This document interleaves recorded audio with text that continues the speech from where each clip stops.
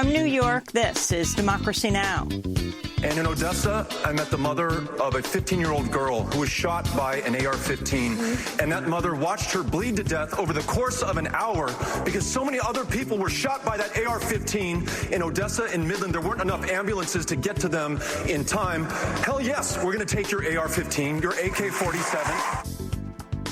The 10 leading Democratic presidential candidates appeared for the first time on the same stage Thursday night, sparring over immigration, foreign policy, health care, and President Obama's legacy. Let me tell you what I think. I think we should have a debate on health care. I think, I know that the senator says she's for Bernie. Well, I'm for Barack. I think the Obamacare worked. Insurance companies last year sucked $23 billion in profits out of the system. How did they make that money? Every one of those $23 billion was made by an insurance company saying no to your health care company. We'll air highlights from the Houston debate and host a roundtable discussion. All that and more coming up.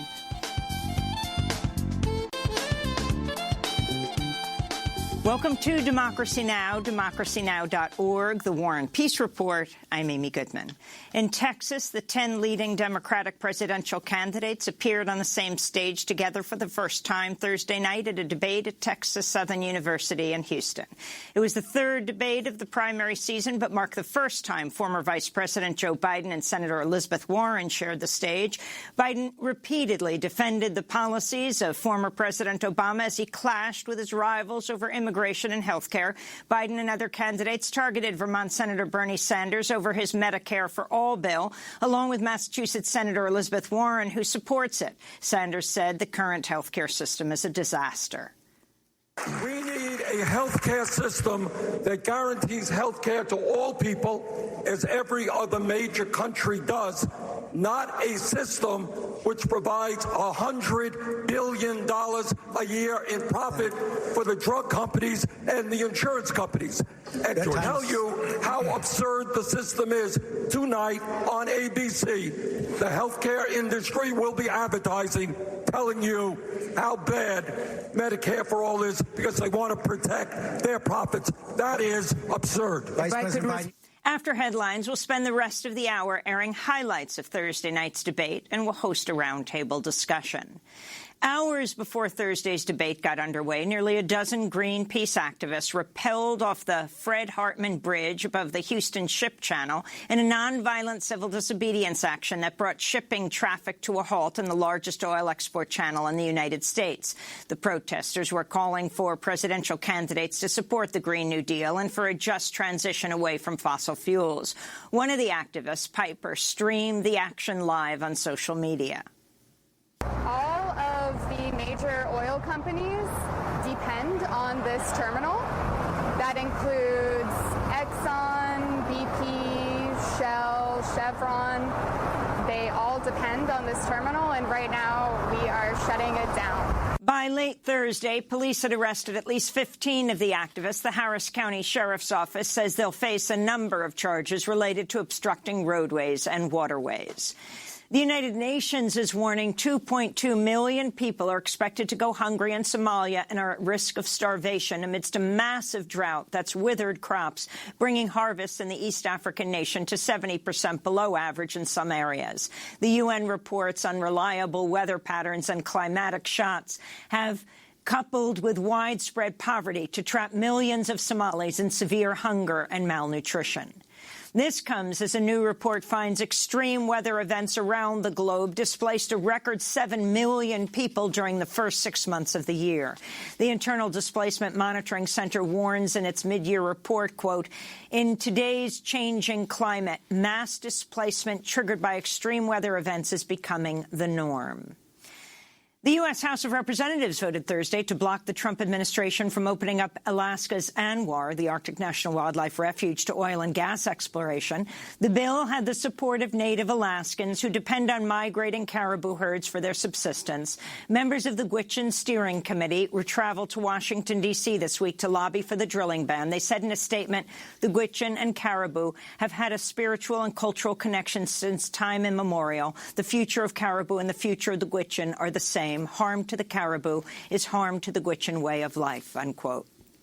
A companion bill to ban drilling in Anwar is not expected to pass the Republican-controlled Senate.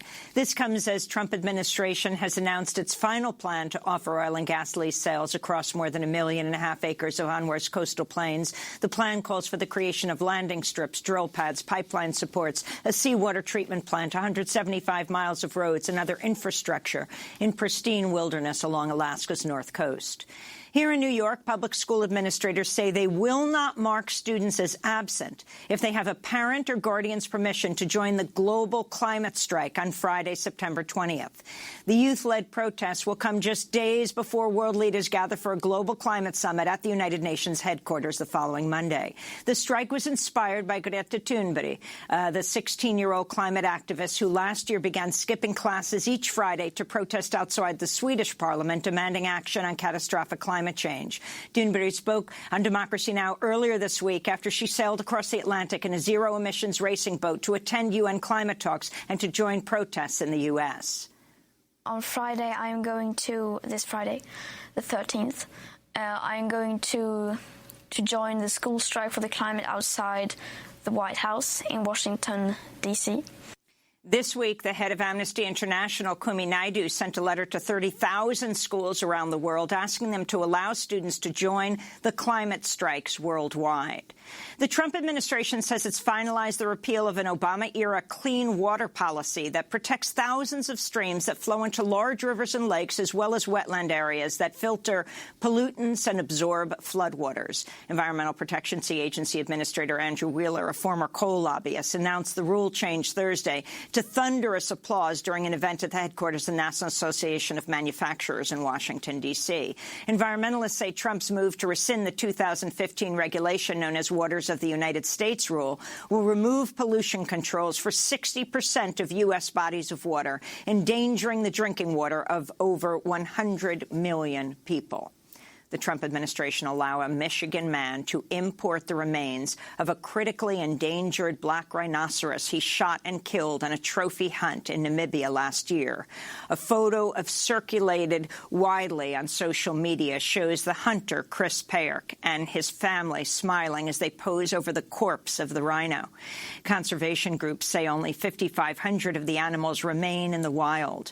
President Trump has repeatedly sought to ease U.S. restrictions on the importation of animal remains. Trump's two adult sons, Don Jr. and Eric, are longtime trophy hunters who've repeatedly posed for photos with dead animals they shot and killed in Africa. On Capitol Hill, Democratic Congress members voted Thursday to formally move forward with impeachment proceedings against President Donald Trump. Committee Chair Gerald Nadler said future inquiries would look beyond the findings of the Mueller report. We have a responsibility to consider allegations of federal election crimes, self-dealing, violations of the Constitution's Emoluments Clause, and the failure to defend our nation from current and future attacks by foreign adversaries. Democrats remain divided over whether to even call the Judiciary Committee's expanded powers of investigation and impeachment inquiry. On Thursday, Democratic House Speaker Nancy Pelosi abruptly ended her weekly press conference after a reporter asked whether the House is conducting a formal inquiry, refusing to answer the question. Mexico's foreign minister, Marcelo Ebrard, said Thursday his nation will not change its immigration policies after the U.S. Supreme Court allowed the Trump administration's ban on most migrants seeking asylum at the U.S.-Mexico border to take effect. La posición del gobierno de la República ha sido que no vamos a aceptar eso. The Mexican government's position has been that we are not going to accept that, and we consulted with the Mexican Senate, and they will not accept it either. This comes as tens of thousands of asylum seekers are stuck in border cities on the Mexican side, waiting to be processed for initial asylum proceedings in the United States. In the Tijuana-San Diego border alone, there are more than 10,000 migrants in the waiting list to turn themselves in to U.S. immigration officials. The binational legal aid group, El Otro Lado, tweeted, quote, "We're the only on-the-ground organization here providing legal aid. This is a death sentence for most of our clients. Our hearts are broken and we are exhausted," they said. In Washington, D.C., protesters rallied outside the headquarters of ICE, that's Immigration and Customs Enforcement, Thursday, denouncing the Trump administration's anti-immigrant and anti-refugee policies. This is Jasmine Nazareth of the Fair Immigration Reform Movement. This agency has done nothing but tear immigrant families apart, and the only way that we're, as a community, as an immigrant community, as Latinos, as people of color, that we're actually going to be truly free and united in this country that we call home is if Congress stops funding agencies like this, whose only mission is to tear our families apart.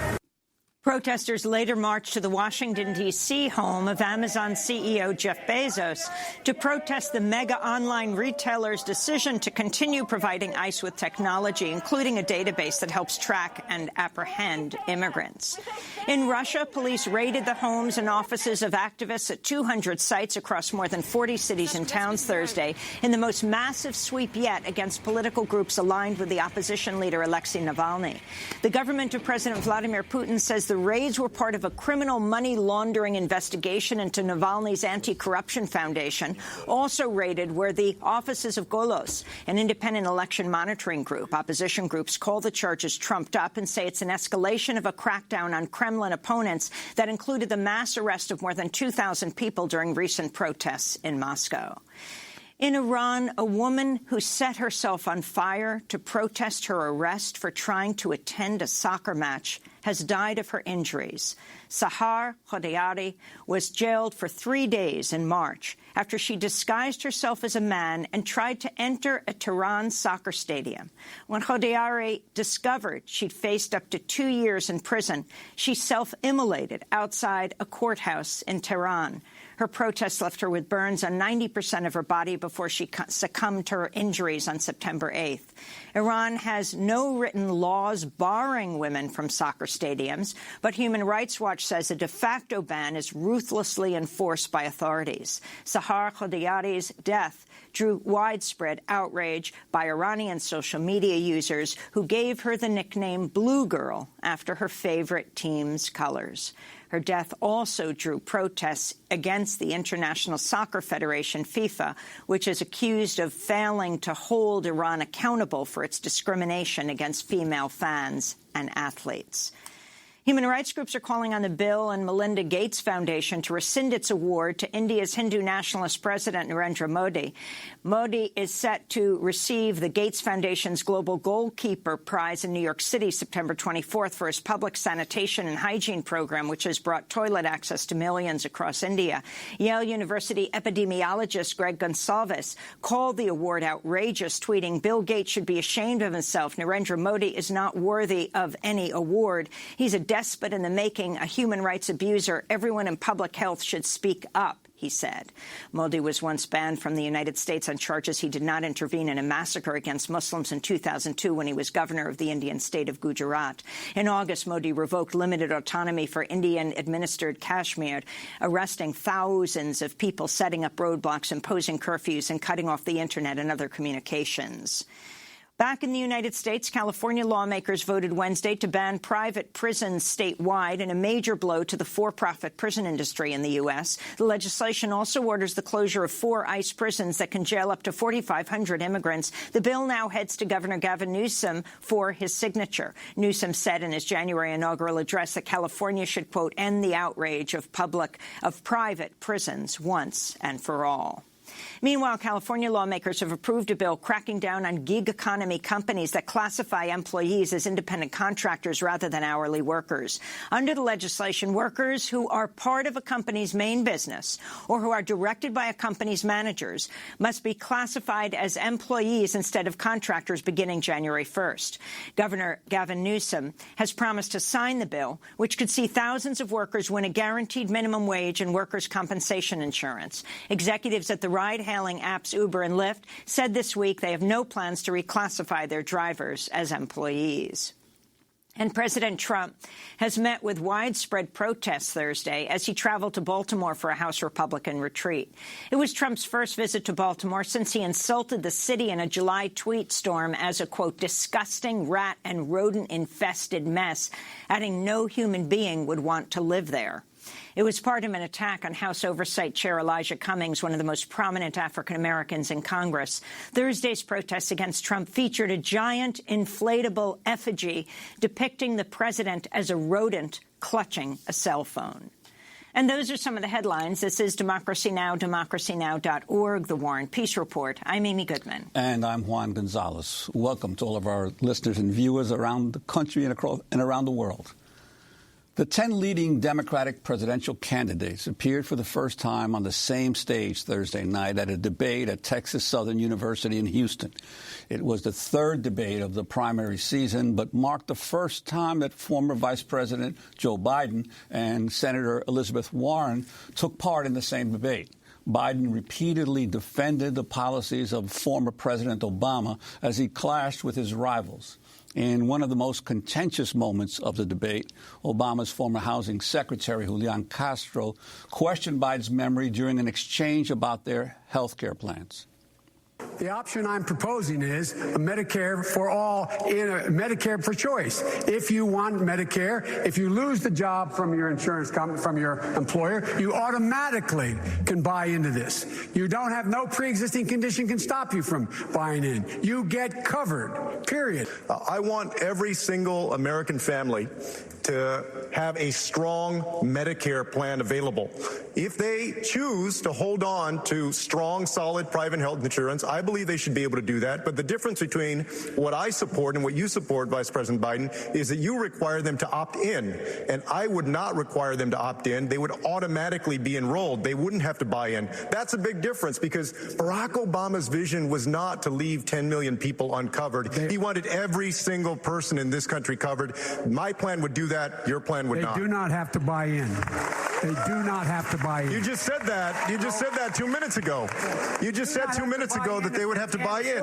You said they would have to buy in. Have to buy in. If you qualify for Medicaid, are you forgetting what you said 2 minutes ago? Are you forgetting already what you said just 2 minutes ago? I mean, I can't believe that you said 2 minutes ago that they had to buy in, and now you're saying they don't have to buy. You're forgetting that. After the debate, the Washington Post questioned the accuracy of Castro's comments. The Post reports he was incorrect that Biden forgot something about his own plan. It was Castro who forgot what Biden said. Former Texas Congressman Beto O'Rourke received some of the loudest applause of the night when he discussed enacting new gun control measures after the 2 recent mass shootings in Texas. And in Odessa, I met the mother of a 15-year-old girl who was shot by an AR-15. And that mother watched her bleed to death over the course of an hour because so many other people were shot by that AR-15 in Odessa and Midland. There weren't enough ambulances to get to them in time. Hell yes, we're going to take your AR-15, your AK-47. On the foreign policy front, Senator Bernie Sanders chided Joe Biden for voting to support the war in Iraq. With regard to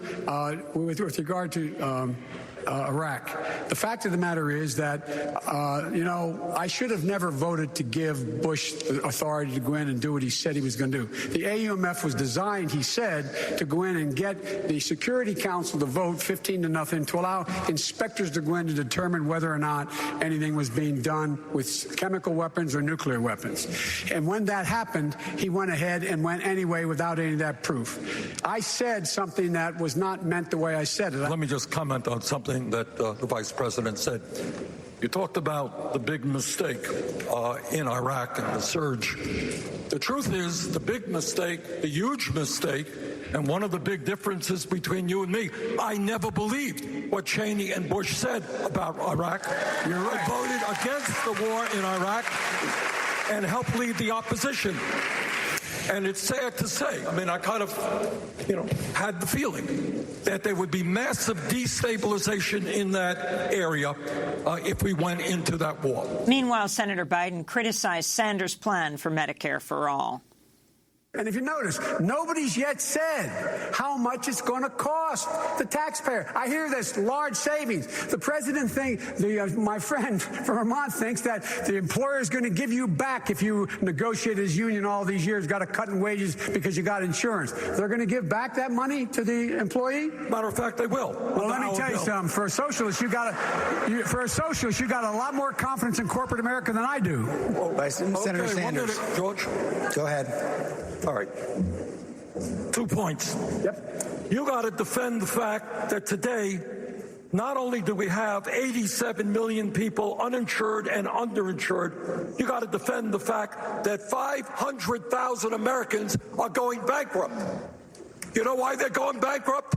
because they suffered a terrible disease, cancer or heart disease.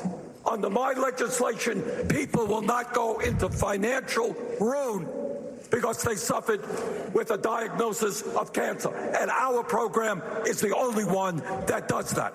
And in one of the more unusual debate moments, the tech entrepreneur Andrew Yang unveiled a plan that may violate campaign finance laws. It's time to trust ourselves more than our politicians. That's why I'm going to do something unprecedented tonight. My campaign will now give a freedom dividend of $1,000 a month for an entire year to 10 American families, someone watching this at home right now. If you believe that you can solve your own problems better than any politician, go to yang2020.com and tell us how $1,000 a month will help you do just that.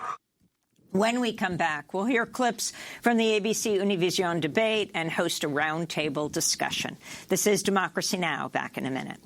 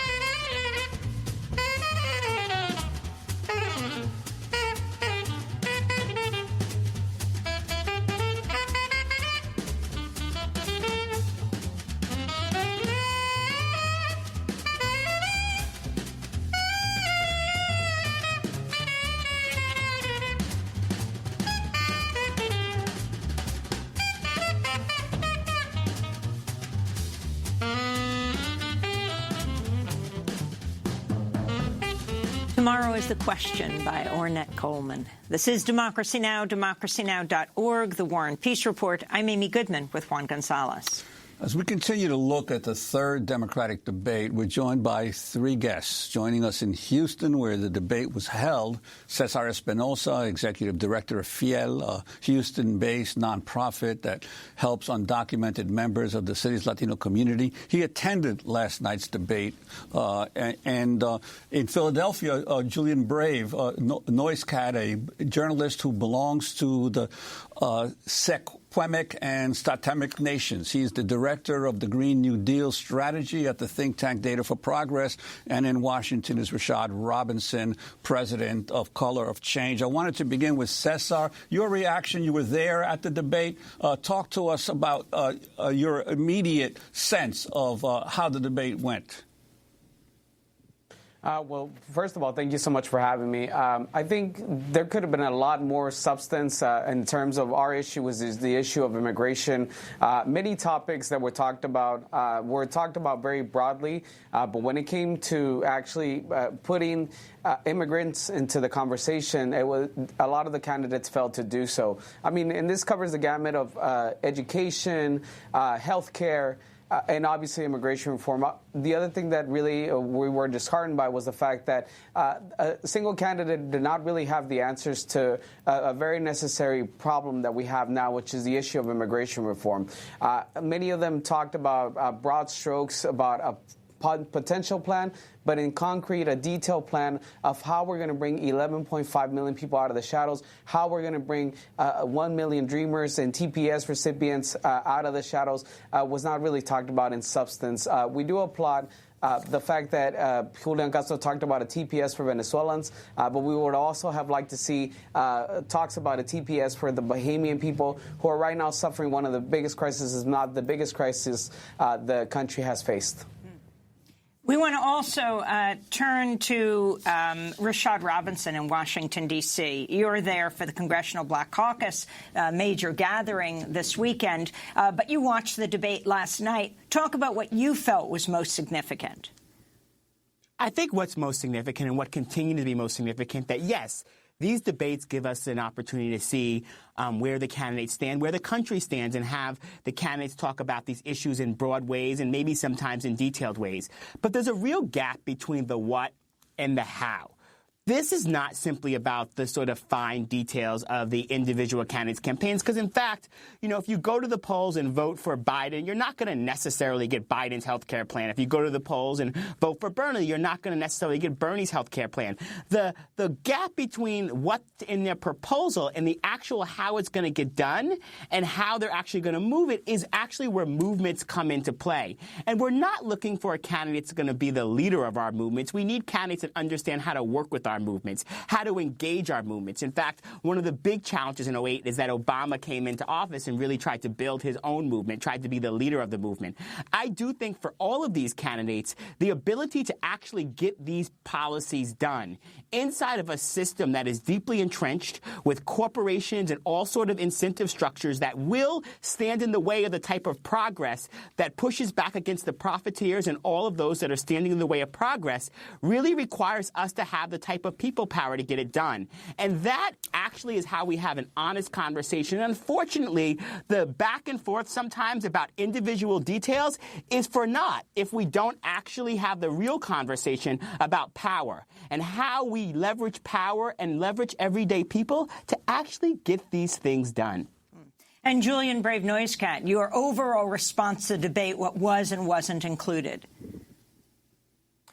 I think that the prior two guests raised some really important questions, the issue area questions, especially about immigration in a place like Houston in the context of the climate crisis, incredibly important. How the candidates plan to actually enact their policies, also very important. I was struck personally by the talent on stage last night. I'm a millennial. I scroll Twitter. And I saw that folks were comparing Team Blue to the Avengers. And I guess the question is, if we're going to run with that analogy, which episode of the Avengers is it? Is it, Endgame or Infinity War? Are we going to beat Thanos this time or are we not? And within the party, is there enough young talent to take on someone like Joe Biden and maybe even win the nomination? And I was very impressed by the talking points put forward by a number of rising voices in the party. But, I think whether one of those folks can rise to the top and become the nominee is still a very open question. I wanted to ask Rashad Robinson on the issue of race, which was discussed quite extensively at the debate, especially the moment that Beto O'Rourke really had one of the highlight moments of the debate. I wanted to go to when the moderator, Lindsay Davis, asks Beto O'Rourke a question about race. Vice President. Look, a few weeks ago, a shooter drove 10 hours inspired by this president to kill people who look like me and people who look like my family. White supremacy is a growing threat to this country, and we have to root it out. I'm proud that I put forward a plan to disarm hate. I'm also proud that I was the first to put forward a police reform plan, because we're not going to have any more Laquan McDonald's or Eric Garners or Michael Browns or Pamela Turners or Walter Scott's or Sandra Bland here from the Houston area. That was a glitch there. That was Julian Castro speaking, not Beto O'Rourke. I think we've got Beto O'Rourke now. Racism in America is endemic. It is foundational. We can mark the creation of this country not at the 4th of July, 1776, but August 20th, 1619, when the first kidnapped African was brought to this country against his will and in bondage and as a slave, built the greatness and the success and the wealth that neither he nor his descendants would ever be able to fully participate in and enjoy. We have to be able to answer this challenge, and it is found in our education system, where in Texas, a 5-year-old child in kindergarten is 5 times as likely to be disciplined or suspended or expelled based on the color of their skin. In our healthcare system, where there's a maternal mortality crisis 3 times as deadly for women of color, or the fact that there's 10 times the wealth in white America than there is in black America, I'm going to follow Sheila Jackson Lee's lead and sign into law a reparations bill that will allow us to address this at its foundations. But we will also call out the fact that we have a white supremacist in the White House, and he poses a mortal threat to people of color all across this country. That was Beto O'Rourke last night. Rashad Robinson, your reaction and the fact that we have several presidential candidates who are talking about reparations, first time really in memory, in a presidential race. I mean, it really is incredible, and it is actually a result of movements, a result of, the narrative change that's been built. Narrative change is about the rules and norms of society, what people see as acceptable and what people can envision as possible. And on the main stage inside of a presidential debate, you have candidates talking about very clear policies that are going to impact the black community, but actually talking about the historical context of how we got here, talking about reparations, talking about slavery in very clear ways, using the term white supremacist on the national stage and talking about white supremacy and white nationalism.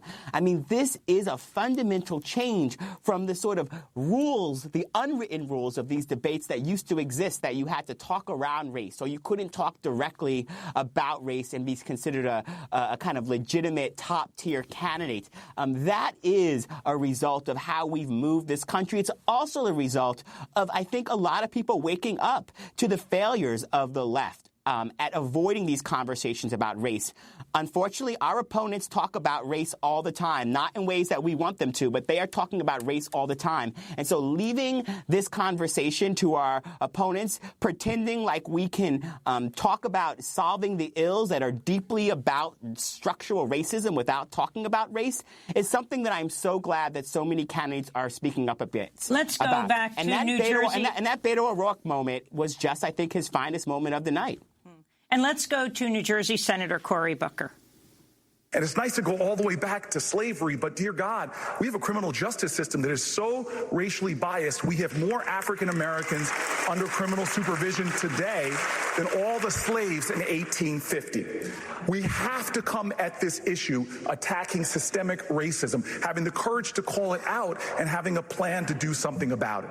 If I am president of the United States, we will create an office in the White House to deal with the problem of white supremacy and hate crimes. And we will make sure that systemic racism is dealt with in substantive plans, from criminal justice reform to the disparities in healthcare to even one that we don't talk about enough, which is the racism that we see in environmental injustice in communities of color all around this country. That's New Jersey Senator Cory Booker. Julian Brave Noisecant, if you can respond to what he said. I thought that Senator Booker bringing environmental injustice and racism into the conversation was a major moment for the environmental movement, broadly speaking, in this country. It really stuck out to me. There has been a long history of people of color fighting the disproportionate siting of waste sites, pipelines, and hazardous materials in our communities. It's ongoing. It's deeply rooted in Houston. And the fact that the senator brought that into the conversation last night was, I would say, a mark of success for the communities of color that have been fighting these issues. I just thought it was too bad that actually the broader issues of environmental degradation and climate change didn't get more attention than they deserved in Houston. Of course, the center of the fossil fuel-based economy, a place where, as you noted in the lead to the show, protesters were blocking oil tankers into the port. So I thought that was a great moment, but one wherein we could have had more conversation about these very important issues in a place where they really need to happen. Well, last night's debate, as we mentioned, was held at Texas Southern University in Houston. Let's go to California Senator Kamala Harris. I also want to talk about where we are here at TSU and what it means in terms of HBCUs. I have, as part of my proposal, that we will put $2 trillion into investing in our HBCUs for teachers because one, as a proud graduate of a historically black college and university, I will say that it is our HBCUs that disproportionately produce teachers and those who serve in these many professions. But Thank you, Senator. But this is a critical point. If a black child has a black teacher before the end of third grade, they are 13% more likely to go to college. If that child has had 2 black teachers before the end of third grade, there are 32% more likely to go to college. So when we talk about investing in our public education system, it is at the source of so much. When we fix it, that will fix so many other things. Was Senator Kamala Harris. Of course, she was a graduate of Howard of Howard University. I wanted to ask again, Rashad Robinson, your response to her remarks. I mean, I think that, once again, this is a recognition of the type of culture change that we are having in this country, where these candidates recognize that they have to come with deep narratives about how they're going to deal with race, but actually clear and specific policies. And that is incredibly important. And her recognition of the role that public education has played in the advancement of black folks and the closing of racial gaps in this country is incredibly important. And also, I think that we just need to hear more from all these candidates, specifically on education. Since 1980 in this country, the geographic segregation in our country, the way that public education has dealt with, we are in positions where we are going back to before Brown versus the Board of Education. And that type of segregation in our schools has directly aligned with the type of funding. And so I am glad that we are talking about what type of investments are going to be made in schools that serve students of color, black students, Latino students, immigrants. I think it's incredibly important. And once again, this is not just a question of the what, but this is a question of the how. Because the reason why schools have been privatized in cities around this country, the reason why we have underinvestment in our schools is because corporate profiteers have been able to move the resources that are public into private hands of hedge fund managers and so many others, using a tax on teachers, using a tax on parents and communities as a vehicle to do this. So absolutely we need investment. I believe in these proposals, but how are we going to deal with all of the incentive structures that have been put in place that are making money off the current system that have to be broken in order for us to achieve the type of success and goals that these policies claim that they're going to give us? During the debate, Univision anchor Jorge Ramos asked former Vice President Joe Biden about the Obama administration's record on immigration. Vice President Biden, as a presidential candidate, in 2008, you supported the border wall, saying, unlike most Democrats, I voted for 700 miles of fence. This is what you said. Then you served as vice president in an administration that deported 3 million people, the most ever in U.S. history. Did you do anything to prevent those deportations? I mean, you've been asked this question before and refused to answer, so let me try once again. Are you prepared to say tonight that you and President Obama made a mistake about deportations? Why should Latinos trust you? What Latinos should look at is comparing this president to the president we have is outrageous, number one. We didn't lock people up in cages. We didn't separate families. We didn't do all of those things, number one. Number two, by the time this is the president who came along with the DACA program. No one had ever done that before. This is the president who sent legislation to the desk saying he wants to find a pathway for the 11 million undocumented in the United States of America. This is the president who's done a great deal. So I'm proud to have served with him. What I would do as president is several more things, because things have changed. I would, in fact, make sure that we immediately surge to the border. All those people are seeking asylum. They deserve to be heard. That's who we are. We're a nation that says if you want to flee and you're fleeing oppression, you should come. I would change the order that the president just changed, saying women who were being beaten and abused could no longer claim that as a reason for asylum. And by the way, retrospectively, you know, the 25th anniversary of the Violence Against Women Act is up. The Republican Congress has not reauthorized it. Let's put pressure on them to pass the Violence Against Women Act now. But then we'll go back. You didn't answer the question. Well, the question is, did you make a mistake with those deportations?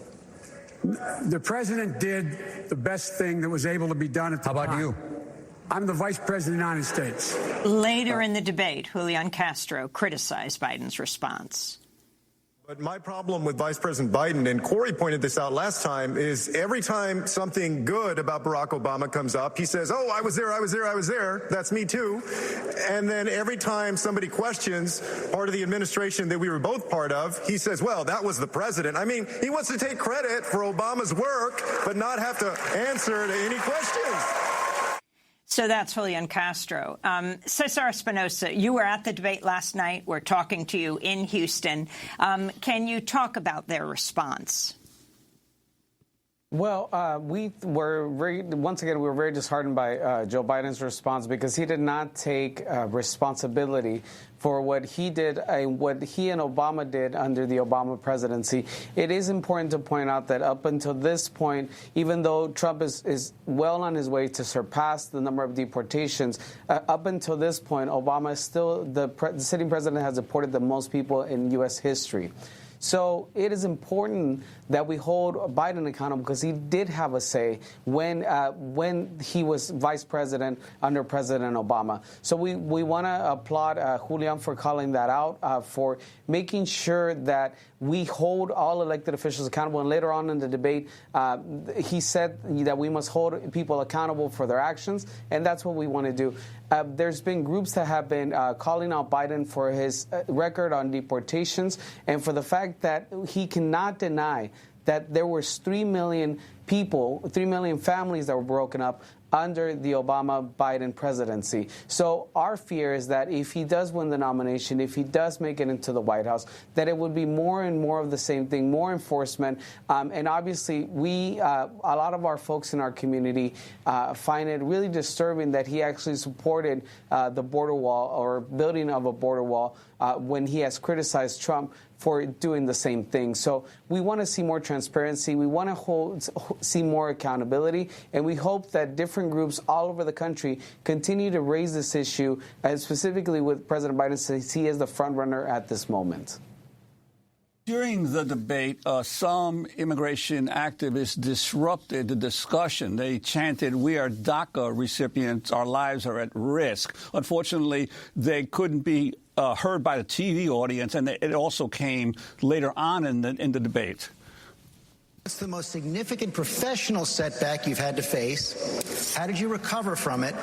And what did you learn from it? Vice President Biden. I never counted any professional setback I have as a serious setback. There's things that are important, things that are unimportant.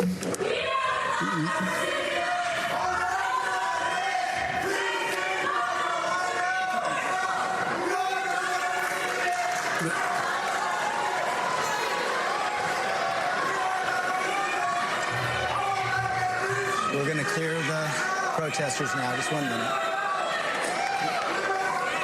Yeah, those were the immigrant rights protesters. Cesar, you were there. What did you see, and what was the reaction of the crowd? And what were they saying?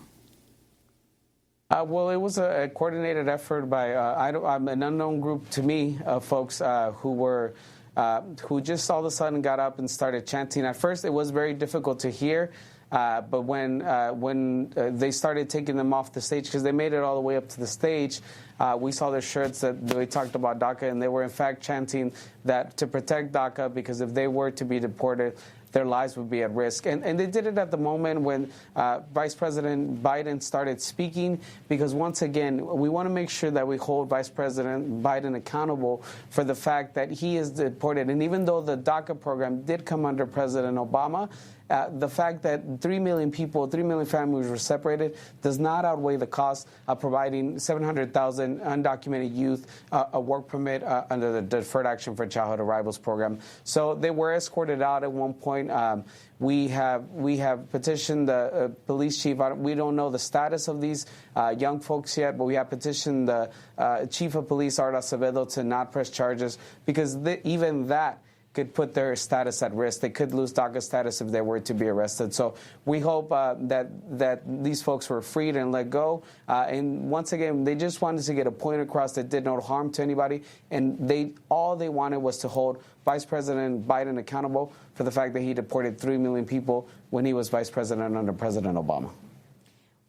Cesar Espinosa is executive director of FIEL, a Houston-based nonprofit that helps undocumented members of Houston's Latino community. Houston, where the debate was held, Rashad Robinson is president of Color of Change, and we're joined by Julian Brave Noisecat, journalist who's director of the Green New Deal strategy at the think tank Data for Progress. We'll continue with them and with highlights of the debate in a minute.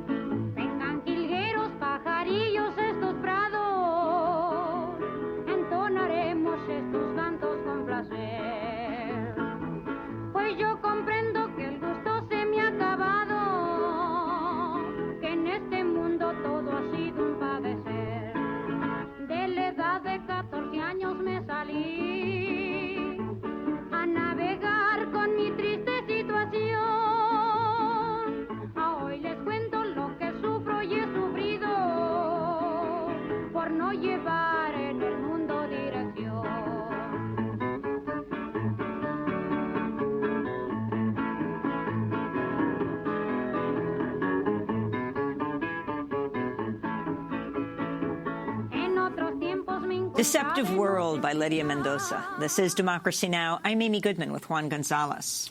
Well, as we continue to cover the Democratic debate in Houston, I'd like to turn to a moment when the Univision anchor Jorge Ramos was questioning Senator Bernie Sanders. But I want to first preface this by saying a lot of people know Univision, and they know that Univision has always been reporting extensively on the plight of immigrants in the United States. But a lot of folks who don't know Spanish and who don't follow Univision regularly, don't know that also Univision's role in terms of reporting on Latin America has always been to bash socialist or progressive or populist governments in Latin America. So it's no surprise to those of us who regularly watch Univision that Jorge Ramos would ask Bernie Sanders this question about Venezuela and democratic socialism. Senator Sanders, one country where many immigrants are arriving from is Venezuela. A recent UN fact-finding mission found that thousands have been disappeared, tortured, and killed by government forces in Venezuela. You admit that Venezuela does not have free elections, but still you refuse to call Nicolás Maduro un dictador, a dictator. Can you explain why, and what are the main differences between your kind of socialism and the one being imposed in Venezuela, Cuba, and Nicaragua? Well, first of all, let me be very clear. Anybody who does what Maduro does is a vicious tyrant. What we need now is international and regional cooperation for free elections in Venezuela so that the people of that country can make and can create their own future. In terms of democratic socialism, to equate what goes on in Venezuela with what I believe is extremely unfair. I'll tell you what I believe in terms of democratic socialism. I agree with what goes on in Canada and in Scandinavia, guaranteeing health care to all people as a human right. I believe that the United States should not be the only major country on earth not to provide paid family and medical leave. I believe that every worker in this country deserves a living wage and that we expand the trade union movement. I happen to believe also that what, to me, democratic socialism means is we deal with an issue we do not discuss enough, Jorge, not in the media and not in Congress. You got 3 people in America owning more wealth than the bottom half of this country. You got a handful of billionaires controlling what goes on in Wall Street, the insurance companies, and in the media. Maybe, just maybe, what we should be doing is creating an economy that works for all of us, not 1%. That's my understanding of democratic socialism. Secretary Augusto, you want and Julian Brave Noise kind of wanted to ask you this whole issue of now a couple of debates now, the issue of democratic socialism being raised by the moderators to try to pin one or the other candidates on that issue. So, I answer this question as, I have bylines in both Jacobin and Dissent and subscribe to both of those magazines, which would be identified as left or socialist. I have many friends who have gotten engaged in the Democratic Socialists of America.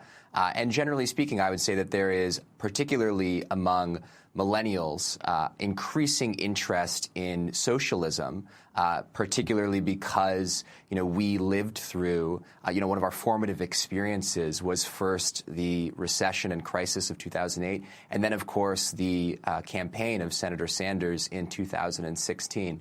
So I think that, socialism is a rising political force in this country.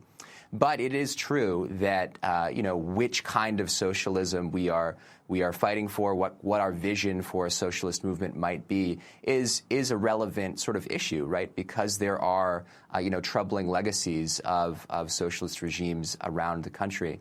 And I think that, I was in Washington, D.C. actually back in May when Senator Sanders gave his speech on democratic socialism and made clear what he means when he embraces that term, and that he's talking about the legacies of people like FDR.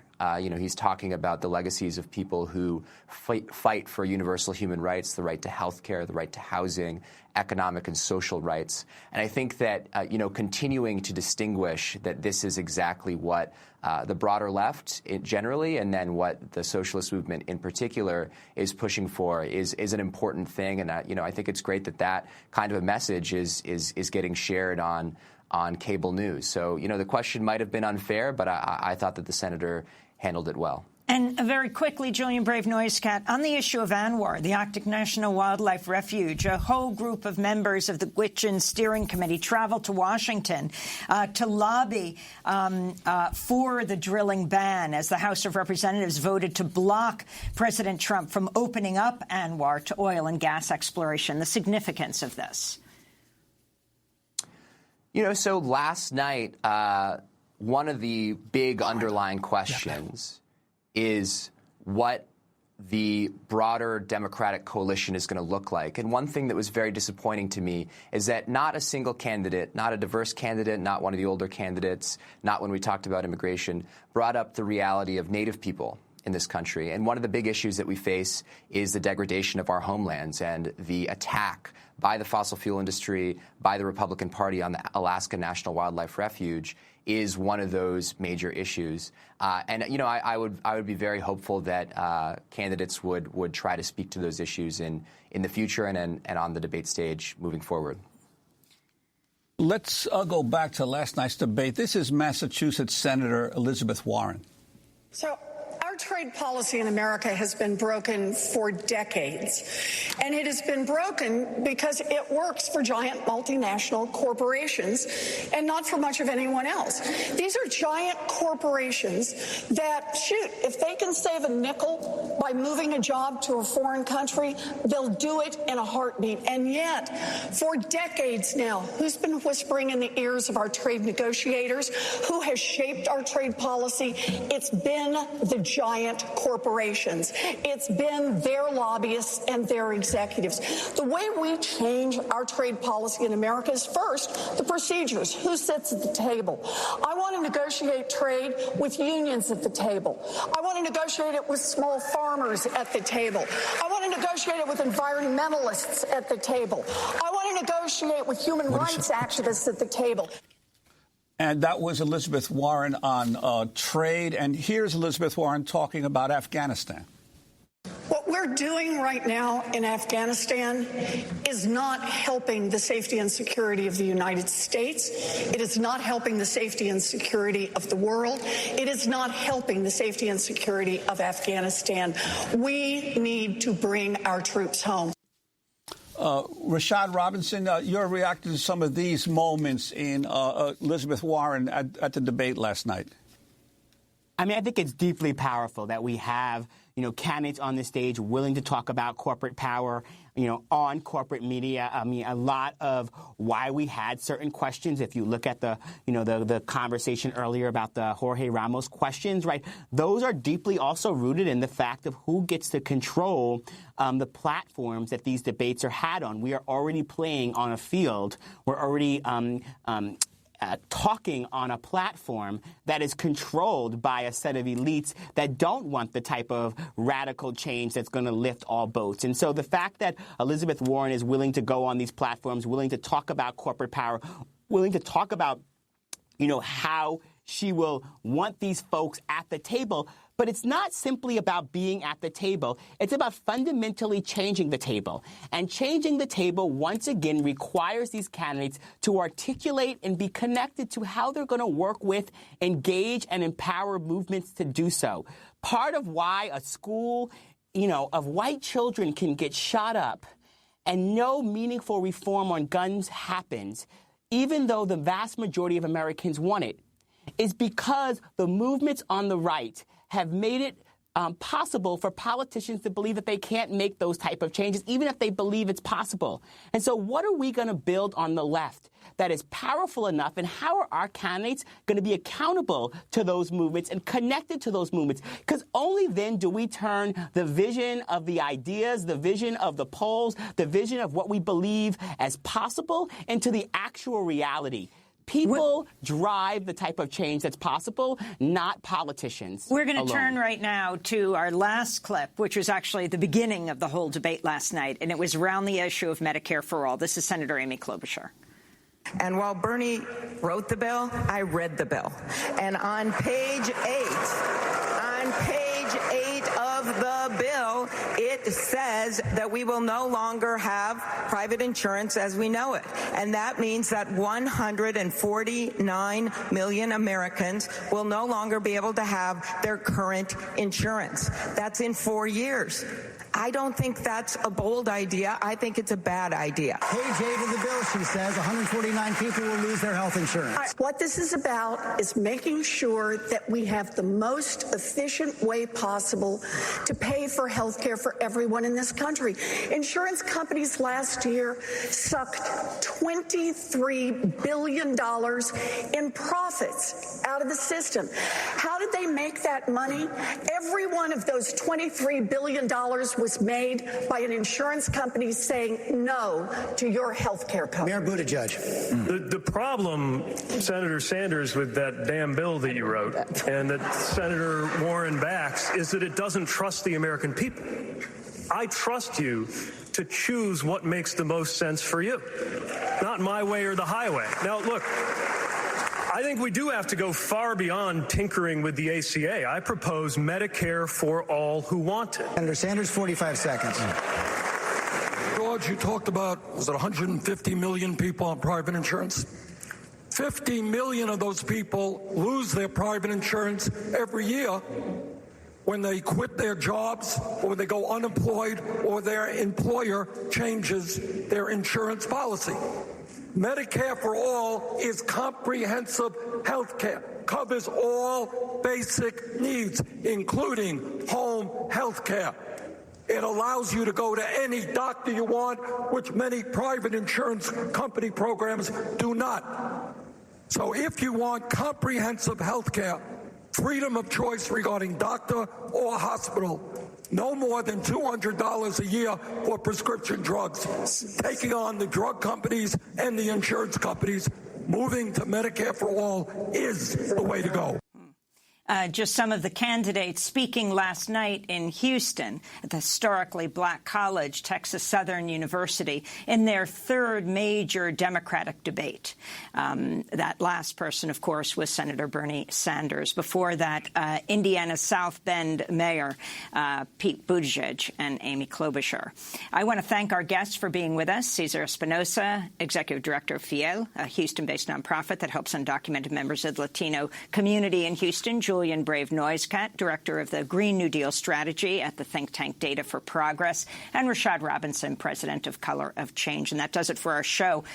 Today we will be covering Greta Thunberg with many others outside the White House for this Friday for Future, the protest around climate change that's been taking place around the globe. To go to our hour on Greta Thunberg, go to democracynow.org. I'm Amy Goodman with Juan Gonzalez.